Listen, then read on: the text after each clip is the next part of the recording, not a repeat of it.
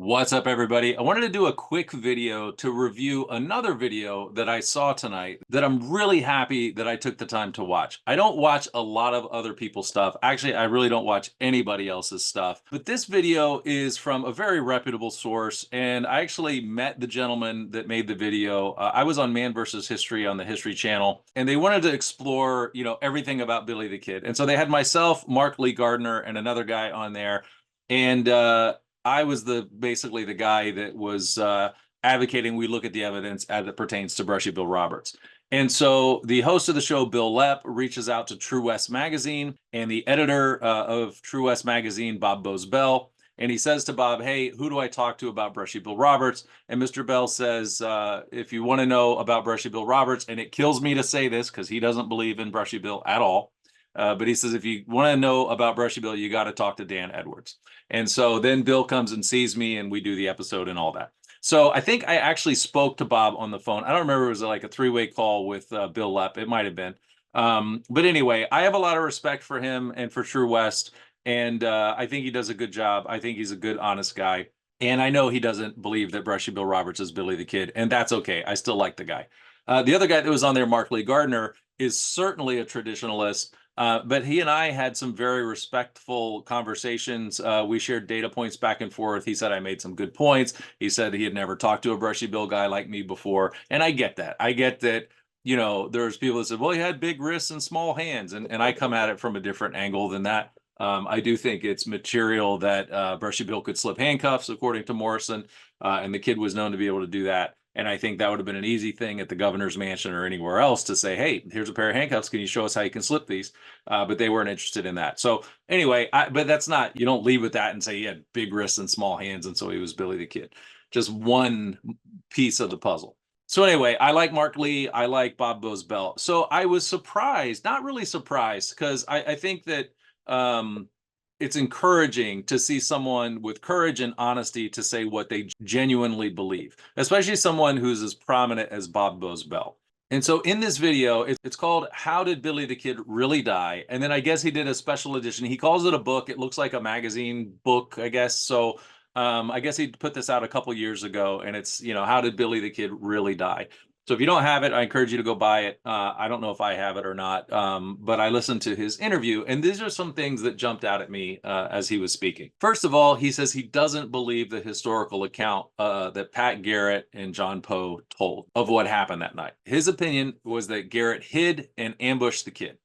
Now, he gets that from a guy who was a friend of Tip McKinney, who had made a statement similar to that says basically Garrett was waiting for the kid in ambush. He was hiding behind a chair, and when the kid came in, he blasted him. He then goes on to say basically that this is Victorian times, small town, and they had to lie to protect the reputation of the Maxwell family because this would have been a big scandal. So he then goes on to say that Billy the Kid was basically forgotten until Walter Noble Burns came out with his book in 1926, and that the source for his book was Pauletta Maxwell. And then I have something I'll be sharing where Mrs. McSween actually gave Burns a lot of information for his book as well. But what was interesting about what Bob Bozbell says in his video is that Pauletta Maxwell told Walter Noble Burns that she was not Billy the Kid's girlfriend. And apparently she denied it being Billy the Kid's girlfriend until the day she died. So she repeatedly said, I wasn't his girlfriend. Now, what Bob Bozbell says is, but Burns was clever enough to know she was lying because, as any grandmother, she doesn't want to tell you she used to roll around in the hayfields with Billy the Kid. So she tried to clean it up and make it respectable. Says, oh, no, I wasn't his girlfriend. Well, that's how he perceives it. How I perceive it is she said she wasn't his girlfriend, and she wasn't. She said Celsa Gutierrez was his girlfriend. Well, that jives with what Brushy Bill said when he said that Celsa was his girlfriend. Now, how would Brushy Bill know that when Burns basically put it in his book that it was Delavina, not Celsa? So again, Brushy Bill diverts from supposedly his coaching by Morrison and the saga Billy the Kid, which never happened. And he has his own version of what happened, which ties to the actual testimony of the people that were there. That also jives with Delavina Maxwell in her letter, where she says Billy the Kid didn't really come around very often to the Maxwell house. So those are two very interesting things that he says. One, Pauletta Maxwell said to Burns she wasn't his girlfriend, and she maintained that until she died, that everybody had forgotten about the kid till his book came out, and that it didn't go down the way that Garrett and Poe said it went down. Now, saying that and just saying he was ambushed is one thing, but he goes farther and says that the kid was unarmed. And he says, I know this is controversial. Well, yeah, he said no knife and no gun. Well, that is extremely controversial. And why is it extremely controversial? Because that means the coroner's jury is BS. That has to mean that because the coroner's jury that's signed by all these people says there was a gun and a knife. And Bob Bozbel, the publisher of True West magazine, says he personally doesn't believe there was a gun and a knife. So by implication, he doesn't believe in the coroner's jury report. And I think that's his right. And I think that's makes him smart. This is how the academic process goes. It's fine. I have tremendous respect for Bob Bozbel. I have tremendous respect for Mark Lee Gardner. These are serious people that are doing research and are actually credible, and they're giving their point of view.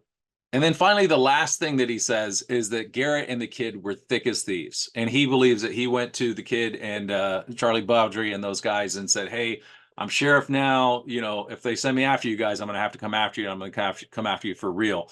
So I think that's interesting because, you know, there's people that are debating, say, oh, they were never close. They were never friends. That's all made up. So very interesting video. I hope you like it. I hope you go and buy his book. I hope you go and buy his magazine. I think that this is refreshing honesty and refreshing academic integrity by Bob Bozbel to say what he genuinely thinks. And I don't think he deserves to be attacked for it. And I don't think you or I deserve to be attacked for it either.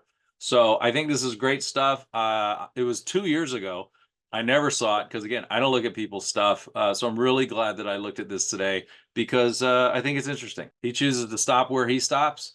And I personally believe that there's a lot more evidence that we could consider that would support the claims of the old man from Hyco, Texas that claimed to be Billy the Kid, Brushy Bill Roberts. So I got a lot more coming for you. I hope you like this video. Hope you go watch Mr. Bell's video at True West. It's a great video. Okay, that's it. Thanks for listening and happy holidays.